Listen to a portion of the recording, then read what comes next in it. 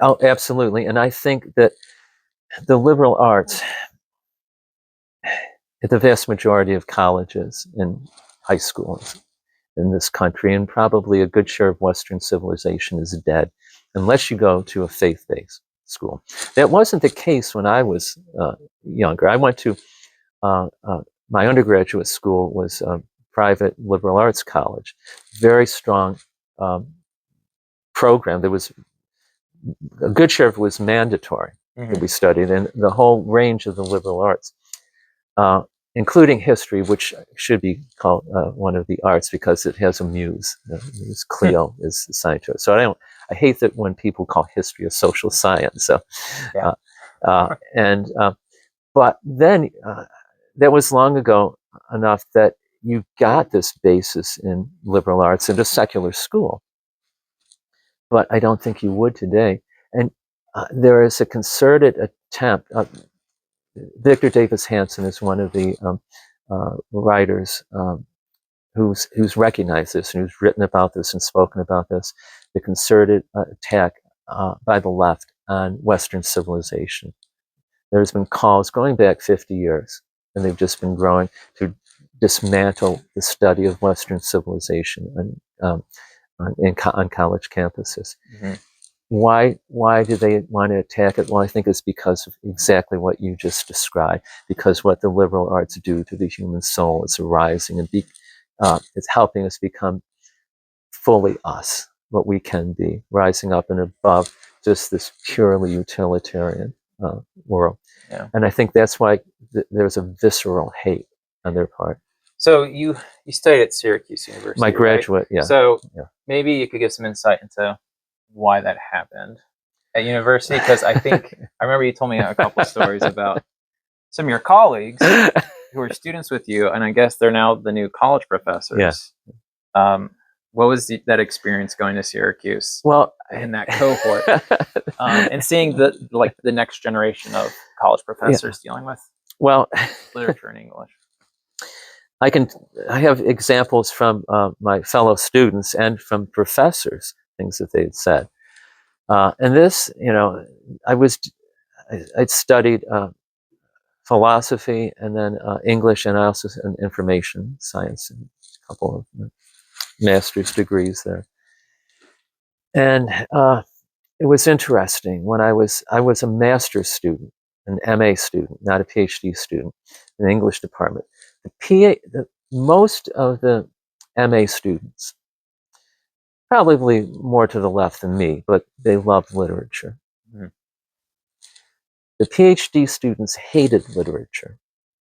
And this was in the early to mid 90s. So it wasn't just like 2 years ago. This goes back, quite a ways. And they saw, I know this is going to sound like something from the Babylon Bee, but these students, the PhD students, said that literature was fascist.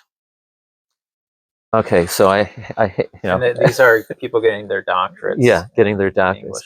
They would study what was called theory, so like Foucault and Derrida, along with Marx and the feminism. The transgender stuff hadn't come in yet, but so it's this sort of vile potpourri, and so okay, I'll bite. Why is it fascist? Well, it's fascist. I was told by these people who held this position that because it was an author imposing his view of the world on you and creating a story. But that's what a story is, someone telling a story. One of my professors, who was pretty well known, he said one of his works was made into a movie with Leonardo DiCaprio, and he was a Green Beret officer during Vietnam. But he loved stories. He wrote fiction, memoirs. He loved telling stories. He told me, and this was a couple of years after I had graduated, got my degree. He said I was walking down the hall over at SU, and a PhD student who he didn't really know, but he recognized him. You see him in the English department office. Walking down the hall, and he stopped, and he called him a fascist out of the blue. just out of the blue. PhD student called the professor. Professor of fascists. And it turned, and I said, "You're kidding me. Why?" And he said, "Because I wrote fiction."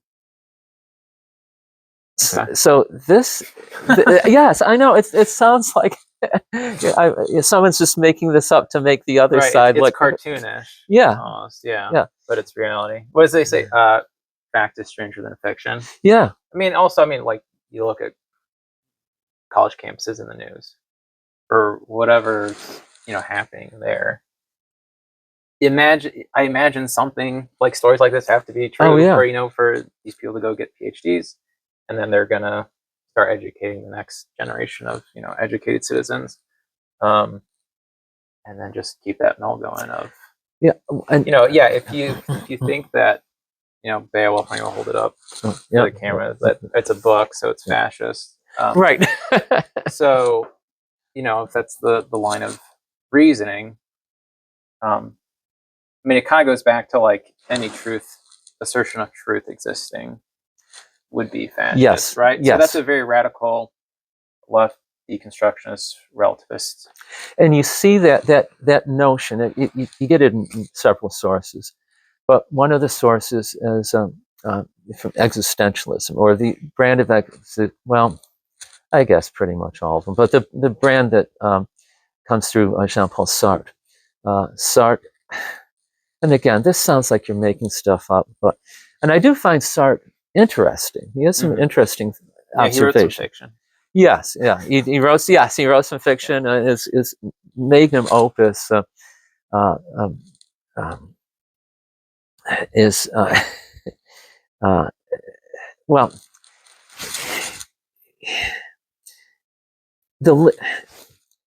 here's a sense of radical freedom.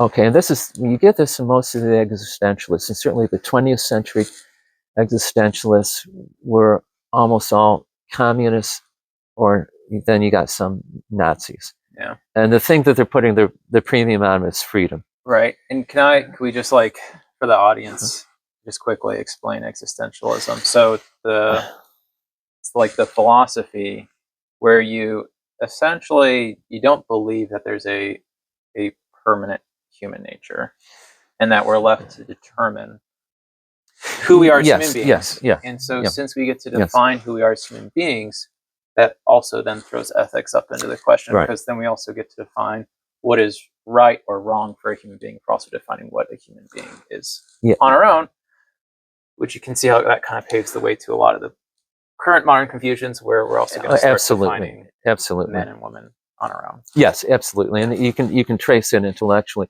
And a slight caveat to that, because the term existentialism is applied to a very wide range of writers and thinkers. So one writer who probably wouldn't fall under that, but is often called an existentialist, is Søren Kierkegaard, from was writing in 1840s, 50s, from Denmark. He was this is quite unusual for an existentialist. He was a very devout Christian. He wasn't Catholic, but he was a Lutheran. He railed against the corruption he saw in the established Lutheran Church in Denmark, and he thought that was an affront to Christ's teaching. So he may have argued against the established church, but he was a very devout Christian. So he's someone I always kind of put in a separate category. But yes, so like Sartre in Being and Nothingness, nothingness lies coiled like a worm in the heart of being. Again, one of they believe in this radical freedom, and yet they're communists. And he doesn't think and you're right, absolutely, there's no set nature. We determine our own. A dictum of many of the existentialists is existence precedes essence. We decide our own.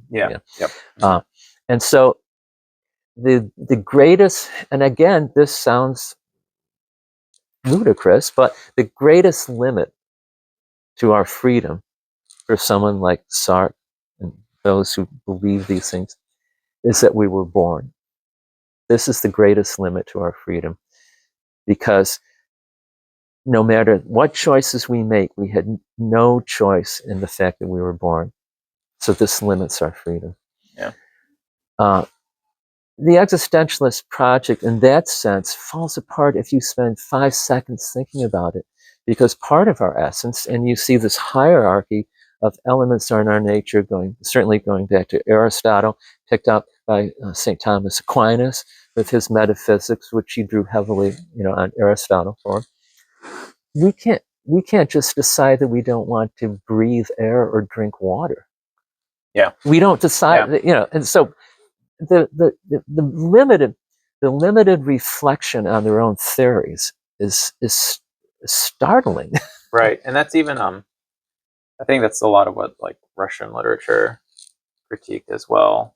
I think of Crime and Punishment. And it's more like playing with Nietzsche's philosophy than necessarily Sartre's, but Raskolnikov decides that he's going to determine his own identity. He's going to go murder this woman. It's going to be completely fine. And then he finds that everything in his human nature rebels against the idea that he had the absolute freedom, to commit that crime. Yeah. And I think that's a lot of like what happens when the rubber hits the road with philosophical theory that then ends up destroying lives. It's a good indication that's not a really great philosophical theory, as legitimately,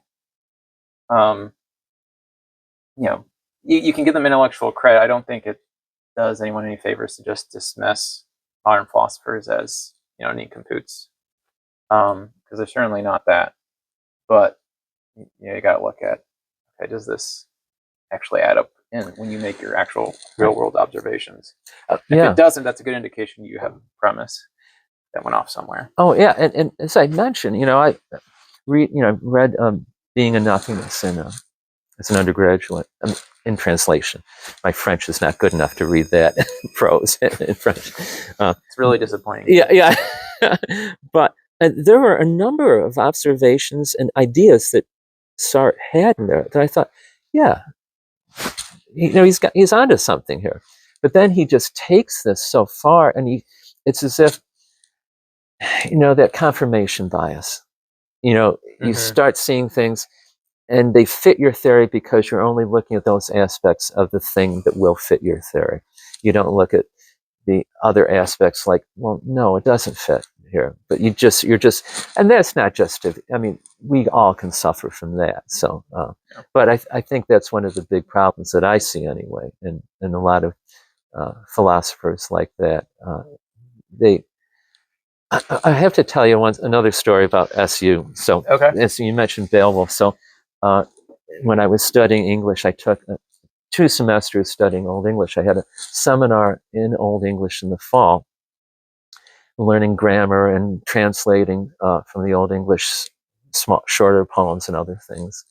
And then a seminar in that spring term just on Beowulf, where we translated Beowulf, which the task of translating Beowulf is not just getting the lexicon, not just the vocabulary. The whole structure of the language at the time was different. The structure of English now was radically changed after the Norman conquest of England. The Norman French was brought in, and that even is why our poetry rhymes, because the Old English did not use rhyme in their poetry. Oh, okay, yeah. So this is a Germanic and Nordic structure. So it was quite a task. So the professor that I studied this with, and we became friends, and we were out to lunch one time. This is after I graduated, and again, he was to the left of me, but he was a great professor or teaching. He wasn't insane. And at lunch one time, we were talking about this. This is back in the mid to late 90s. And he was talking about how guys like him, he said, I don't know, when I retire, I don't know if there's going to be anyone to teach Old and Middle English at Syracuse, because they don't want to hire people that will teach these things. And he said, this was sort of generically known as theory, and that if someone said theory, they included all the Marxists, the deconstructionists, all of this stuff. He said, a number of years ago, when I was on a hiring committee, we had a candidate sent in, I think it was a woman. I think he said her application, and she was heavily into this stuff, this theory. he said, I voted to hire her because I thought, well, let 1,000 flowers bloom. How is it going to hurt to have one? Now, the first thing I thought of, I wouldn't call that a flower to begin with. But he thought that you just for like diversity. Like adding a Marxist to the faculty. Yeah. Okay. Yep. He said, and that was a mistake. Because once we let someone in like that, the department that just started spreading.